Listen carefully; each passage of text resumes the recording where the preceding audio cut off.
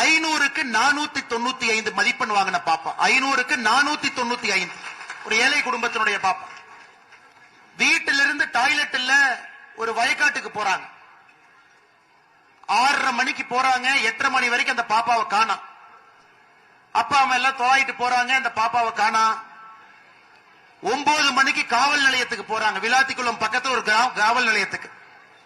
காவல் ஆய்வாளர், நான் கேஸ் எடுத்துக்க மாட்டேங்கம்மா, மகளிர் காவல் நிலையத்துக்கு போங்கிறாங்க. நைட்டு ஃபுல்லா தொலைவறாங்க, அந்த குழந்தையை காணா. அடுத்த நாள் காலையில விளாத்திக்குளத்தில் இருக்கக்கூடிய அனைத்து மகளிர் காவல் நிலையத்துக்கு போறாங்க. அங்க இருக்கக்கூடிய காவல் ஆய்வாளர் என்ன சொல்றாருன்னா, உன் பொண்ணு யாரு கூடயாச்சும் ஓடி போயிருக்கும், போய் நல்லா தொலைவிட்டு வா அப்படின்னு. யாருகிட்ட? தாய் கிட்டீங்க. கேட்கக்கூடாத வார்த்தை, ஒரு தாய் கேட்கக்கூடாத வார்த்தை.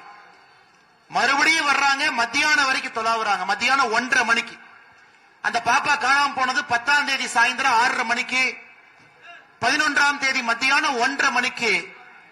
எங்க இதற்கு முன்னாடி தொலாவுனாங்களோ வயல்வெளி பகுதியில அந்த பாப்பா பாலியல் துன்புறுத்தப்பட்டு, கழுத்து நெரிக்கப்பட்டு, கொலை செய்து கயவர்கள் தூக்கி வீசிட்டு போயிட்டாங்க.